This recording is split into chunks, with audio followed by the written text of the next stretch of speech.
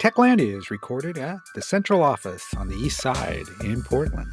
Central Office is a one stop for all your office or meeting needs. Check them out at centraloffice.com.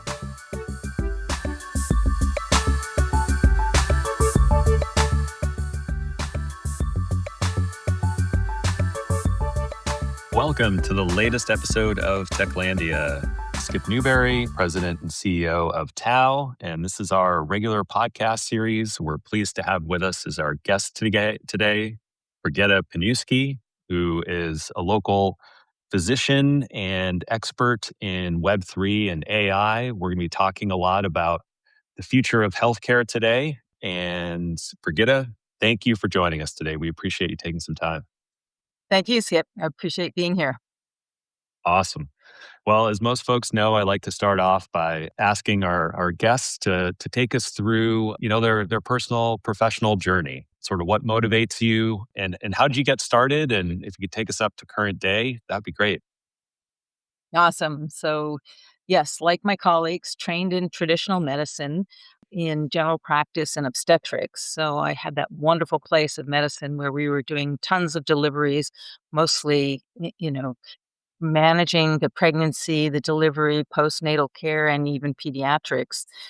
And we thought, of course, back then that if we just did the pregnancy correctly, we'd launch all our babies off to 100 years of good health. But of course, conditions have changed on the ground so dramatically that the more I practiced medicine, the more I realized our model is so out of date, given the fact that conditions on the ground have changed so dramatically. And so I started to realize that the children are always the canaries in the coal mine. Most older generations, they would go through puberty, go in one end and come out the other without giving it a thought. But what we see with younger generations now is often a hormonally altered puberty that launches our little ones into very early onset diabetes, heart disease, stroke, but not just the physical manifestations, but also underemployment and under development socially and so on and so forth. So I really found it difficult to just see patients one by one while knowing that the model was so out of date.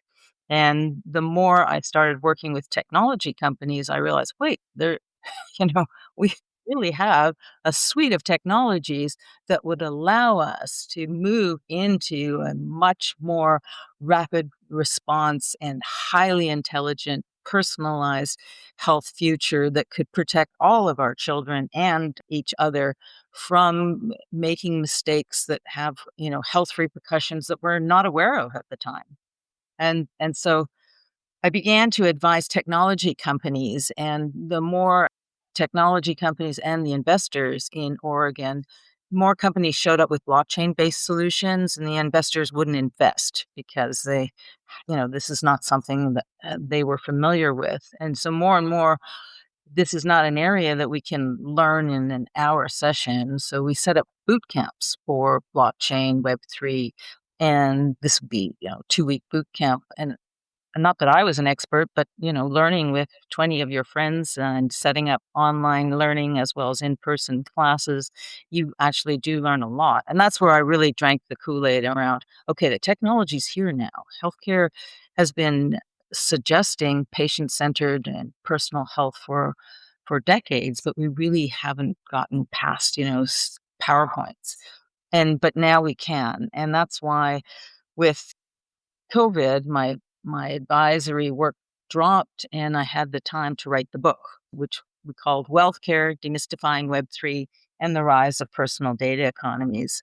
And so today I work with what's called the Boston Blockchain Association on education sessions, as well as the Global Business Blockchain Council, again, as a healthcare ambassador, using the work that we did previously around technology to explain why, yes, we are no longer accidentally well. Our model is out of date, but now we have all of these AI tailwinds that will allow us to build a future that actually could be very effective from both a health and economic perspective to our citizenry.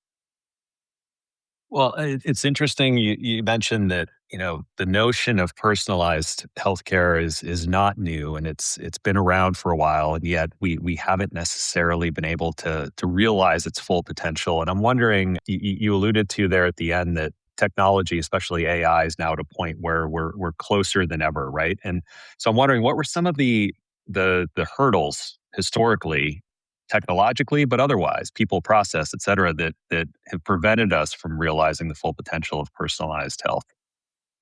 Well, I think, just basically our scientific method, right? Our scientific method that we've used has always depended on not a lot of moving parts. We want one variable to move, everything else in a randomized control trial hopefully is controlled. And that's how we deliver what we call evidence based medicine. The problem with that, of course, is it is dependent on study populations, and not one of us exists as a population. And of course, when you're looking at populations, you're going to be able to deliver average outcomes.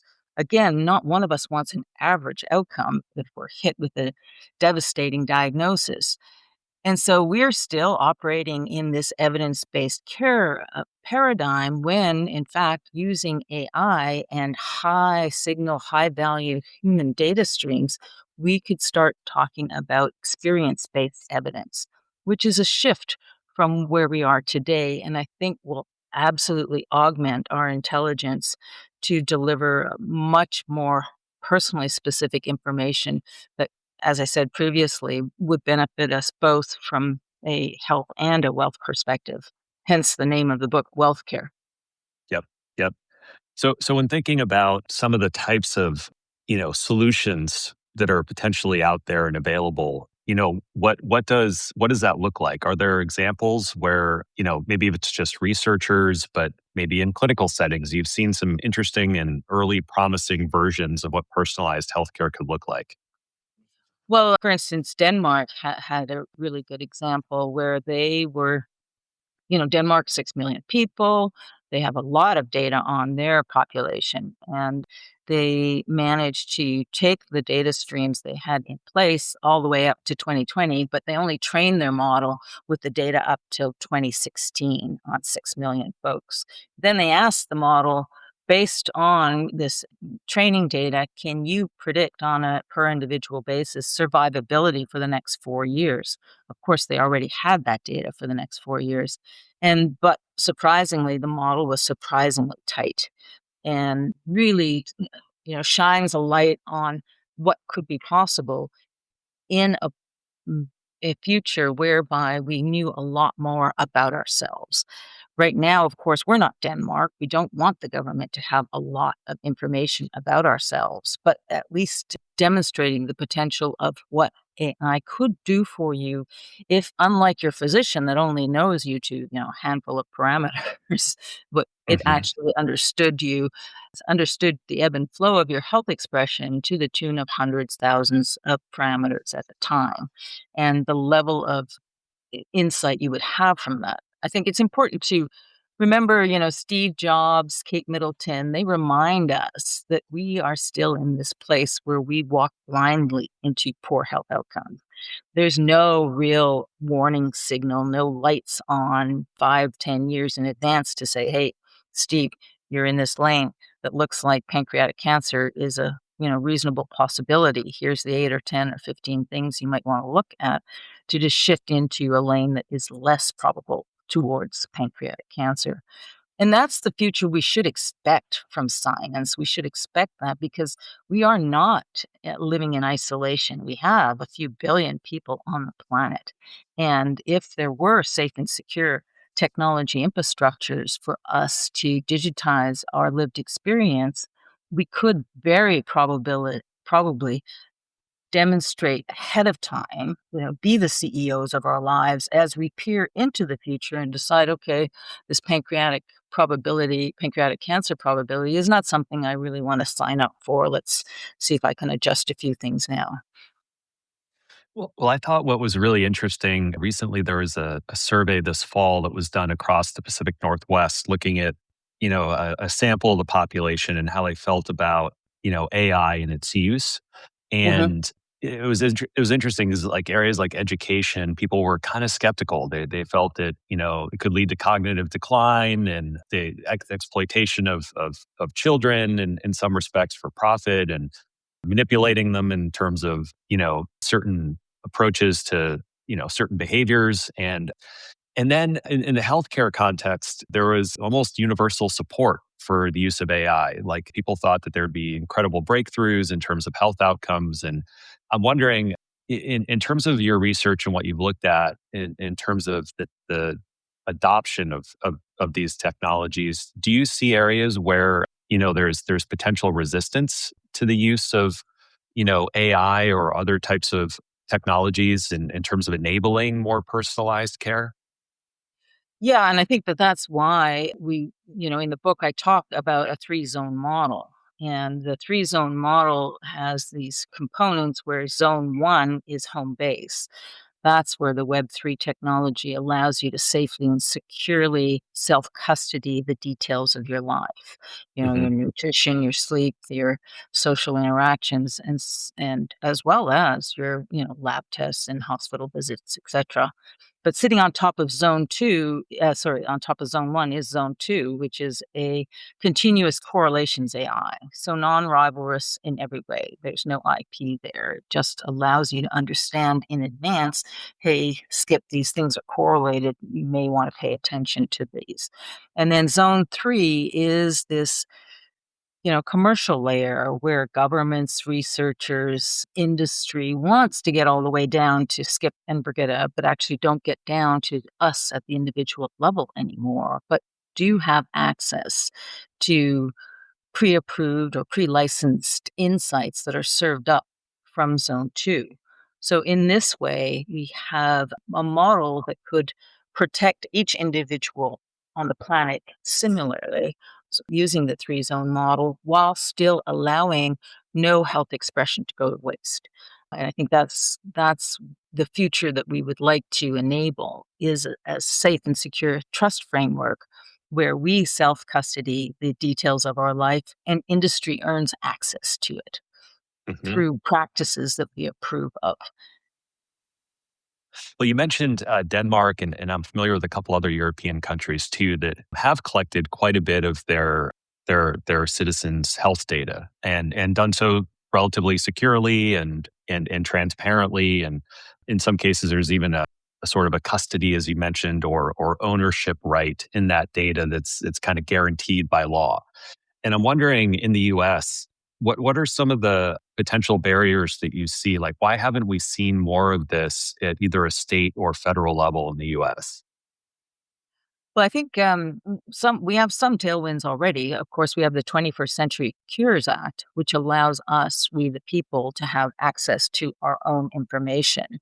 The burden has been, of course, every time you want to have your information from your physician, for instance, there is just a bit of a tension. It sounds like you might be looking, Skip, for a second opinion, or why do you want your Mhm. data? We have it for you. And so there is a real friction around asking for it, and then, the time, it could take weeks, 30 days or more sometimes to get your own health records, and then they may not be in a form that's very useful for you. But all of that is an administration burden, which could, again, AI bots that are very well versed on, okay, I'm working for Skip. He asked me to get all of his records from the multiple places that he's gone to in Oregon, Massachusetts, other places that you've been. And I can do that as an AI bot. Sign all the, you know, release of records forms, get them organized for you and put them on your home base for you. So I think that that burden that we have here is dropping considerably as more and more agentic solutions are made available to us as people. And then, of course, we as individuals, we're not covered by HIPAA. So we have the freedom to do with our information what it is we choose to do with it. And so, in that sense, I think we're well set up to a three-zone model here in the US. We already have in Oregon, for instance, the UCC Article 12 adopted. So that helps us with attaching tokenization to data packets and providing a path towards self-custody of those packets. And so I think we are the starting packets are there, shall I say. And Mhm. then, of course, my technology colleagues would be much more versed in terms of where they may fall short in the three-zone model. And for So I'm not folks, saying it's done, but we're well on our way. no, that's great. I mean, I was going to say for folks in Oregon and elsewhere that want to see this vision come to fruition for personalized healthcare, what are some of the things that you would encourage them to do to get involved in terms of advocacy, education, et cetera? Yeah, I think that certainly one of the things you can start to do already is, even as painful as it might be, start to take good care of your own personal records and make sure that you request them on a regular basis and that you begin to, even if it's just amassing a binder at this point, and then get comfortable with various apps and wearables that are currently available. I just recently tried a continuous glucose monitor. Not that I'm diabetic, but I just wanted to see what type of information stream it could provide me. Because again, these are the means by which we're looking towards a future of AI job displacement. So we'll have periods of under and unemployment in our future. And AI is not what we've built in the past. In the past, we've built tools. Now we have opportunity and we're well on our way in building agents. These are not tools. They make their own decisions, they're creative, they do self-learning. So this idea that, hey, we've had innovation before and we know how to deal with it, we're just going to retrain and the future will be bright. I think is that's to some extent naive. This is a very different future. We do not know how it's going to unfold. And this idea of job displacement being an employment crisis is very understating. It's a social stability crisis if we have large numbers of our citizenry under and unemployed at any period of time. And so I'm looking forward to a means by which we can have very, call it, serious discussions about a secondary economy, a backup economy that allows us to benefit economically from health data that we can produce. That because of course our industry currently doesn't have health data. We just have disease management, which is episodic, and then we have billing data. And the data stream was never designed for AI. And so there is, it has challenges in terms of accuracy. There's, lack of longitudinal understanding. And of course, the inter-visit data just is missing to a large extent. And so I think there is a real role economically for people to participate in a post-labor economy by deliberately creating high quality, high signal human data streams that can actually make it possible for health AI to scale effectively and to meet some of the challenges that it's currently suffering from when it's training on these very suboptimal data sets coming from industry. That's fascinating. If we look at like where there's a lot of burnout and even a lack of capacity, like there's been a talent pipeline issue with not enough people going into healthcare in recent years, and so I'm wondering, like, to a future physician or a future nurse practitioner, how might you paint a slightly more like optimistic version of what healthcare could be for the practitioners in a world where personalized medicine is more widely available? Well, I think, as a practitioner, every time a patient walks in the room, you go, oh gosh, I know I should know you, but I don't Mhm. really know you because it's been over a year. And so you're looking at their chart to refresh your memory. And it's hard to make sure that you're not missing things that are important with these individuals because the human brain was really never designed to understand hundreds of thousands of moving parts. I mean, we can handle, a small number of moving parts and analyze what it might mean in composite. But AI working on our behalf could make it much easier to understand what's the specific areas that need to be addressed and how to do that effectively. I mean, we historically have been providing really blunt recommendations to individuals, specific individuals. Take weight loss, for instance. How many years have we told people to, oh, it's just a matter of eating less and moving more, exercising more? That's not specific enough to help very many people at all. And with AI, understanding an individual to the tune of, thousands of parameters would be able to come up with a much better individually specific strategy for this person. Which types of podcasts should we listen to first? How, what's how is this person oriented in terms of success? Where have they had successes before? And what are the sort of baby steps we can take to actually move you forward based on, again, the learnings of hundreds of thousands of people that went before you that actually did have success with weight loss, for instance. And so I think that the whole practice of medicine will be way more interesting than it is today. Well, that's definitely a very positive sort of view and hopeful, and it makes me feel better, and knowing a lot of family and friends who are currently in healthcare, and I hear often from them about the amount of reporting and paperwork and the lack of efficiencies in how data is shared across platforms, and just the level of frustration seems to have reached a boiling point. Do you think there's a moment here? Like, is there going to be a tipping point that finally accelerates, adoption of more personalized healthcare, like more wholesale? Or is it going to be more incremental? Because right now you've got the technology is mature enough to be able to deliver this future. But, do you see things happening at a faster clip now? And what's going to be the sort of the catalyst for that?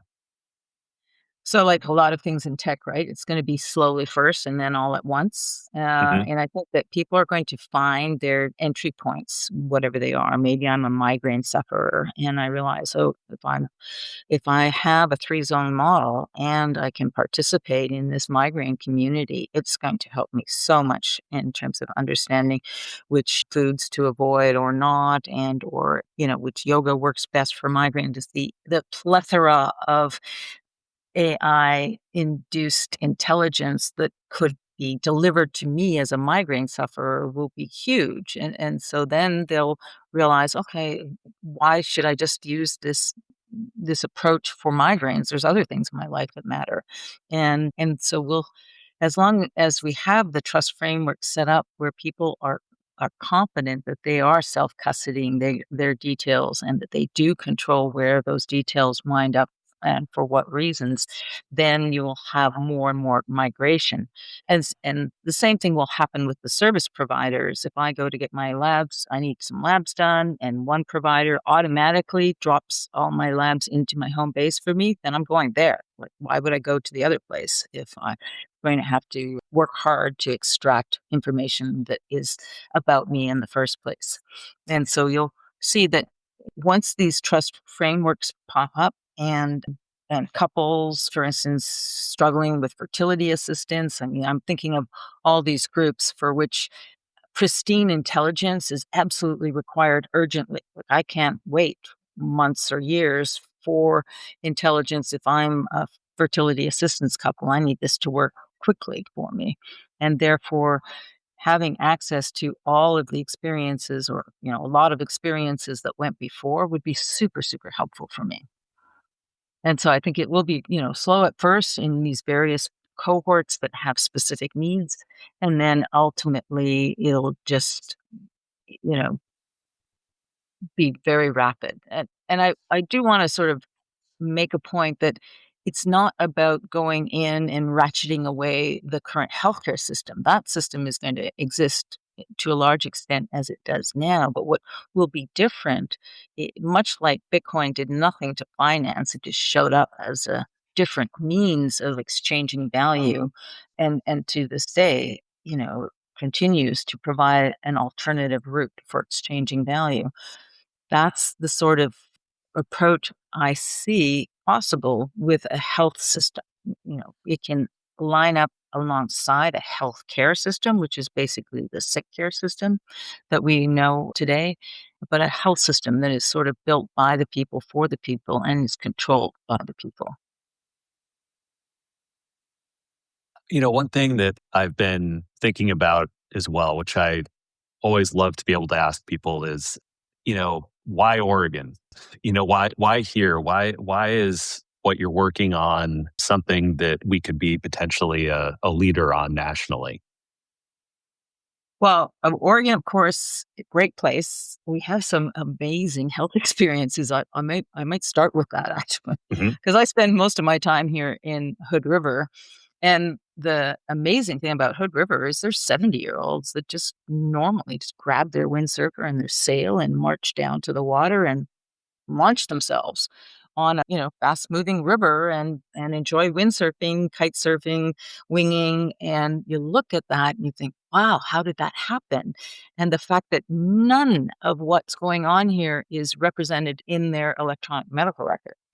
And you realize, whoa, there's some serious lived experiences here that should be documented in ways that could spread across the nation and the globe for huge benefit. So I really love that about Oregon, of course. And then we have, as I mentioned earlier, we have the UCC Article 12 already adopted. So legally, we're in good shape. We are a good economic fit for Zone 2 because we have, the massive amount of compute and data center power. I think you just had your podcast with Eric Holbert, Opus gentleman, explaining just how great Oregon is for data centers. We have research universities that, and I think that we can prove out through that type of research why better data will improve AI reliability, reduce the cost to compute. And we also have market credibility with, Nike, Adidas here. We have experts in health, sports, climate. And maybe another thing that would be a tailwind is our labor profile, because we do have a lot of creatives and developers. We actually may be more susceptible to AI job displacement than some of the other states, and so might have more urgency here. And of course, we have this culture of, opt in versus extract Hmm. and trust before scale. So I think it would be a great place to validate the three zone model and kind of prove out that people actually would be willing to self custody, that there is a possibility to use incentives in ways that allow us to have a lot more health behavior than we anticipated using, crypto tokenization NFTs, and then really prove out that AI that's trained with optimal ground proofs or ground truths is really much more efficient and much more reliable and provides us a sustainable way to use AI, not just for our benefit, but also for AI alignment with humanity. You've obviously spent a lot of time thinking about this space and keeping up to speed with all of its evolutions. I'm wondering, what do you read or listen to that you find particularly helpful to stay on top of things? Well, like most, I think I'm listening to a lot more podcasts than I have previously, and so I, of course, you all know Harari. He does a great job of taking complex concepts and making them very simple. He, really does a beautiful job of explaining why AI is not a tool, and that's a really important message for all of us to have sunk in, because otherwise we think we know what we're doing, and we're really in territory that we have not gone before. And then, of course, there's the real landmarks like Shoshana Zuboff's book, Surveillance Capitalism, and George Gilder's book, Life After Google. There's a whole list of references I put in my book, Wealth Care, Demystifying Web3 and the Rise of Personal Data Economies, that provides the reader with a really, I would call it, impressive bits of literature that's gone before that sets us up for this type of future. Excellent. Well, thank you for that. And, if folks haven't already kind of arrived at this conclusion, clearly they need to go check out the book Wealth Care. And as we kind of wrap up here, I was wondering if you had any sort of final parting thoughts for our listeners. Well, a book is a kind of a long read, and the emphasis in the book is really showing the medical necessity of updating our model, the fact that, our children are never well, there will never be an accidentally well cohort on the planet again. That is over. Conditions are changing too quickly. And so the if your audience is interested in a shorter read that's more AI centric, I would advise them to look at LinkedIn. At my LinkedIn, I put a lot of shorter posts there that explain, AI and the routine harm that we do with current clinical guidelines. That's a quick post about the use of statins because those are very widespread, in terms of their utilization. So give you some concrete examples of what is happening in our current Web 2 world and how Web 3 could make a big difference. And so there's also posts there on GLP-1 use, which again, very topical. And I think that would make it easier for your audience to have shorter exposures to content that would really bring them up to speed quickly with why the 3 zone model matters, and I would recommend they go there. Fantastic. Brigitte, thank you again for taking some time to join us today. Really appreciate it. Very, very thoughtful sort of breakdown that you provided on what the opportunity here looks like in personalized health. It's exciting, and hopefully Oregon can seize the opportunity to be a leader in this space. That would be ideal. Thanks so much, Skip.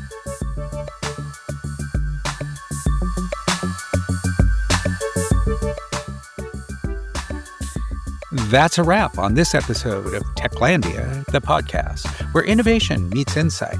If you enjoyed today's conversation, don't forget to follow us, leave a review, and share it with your fellow tech explorers. You can follow us at techoregon.org for updates and more tech-fueled content. Until next time, stay curious, stay connected, and keep building the future.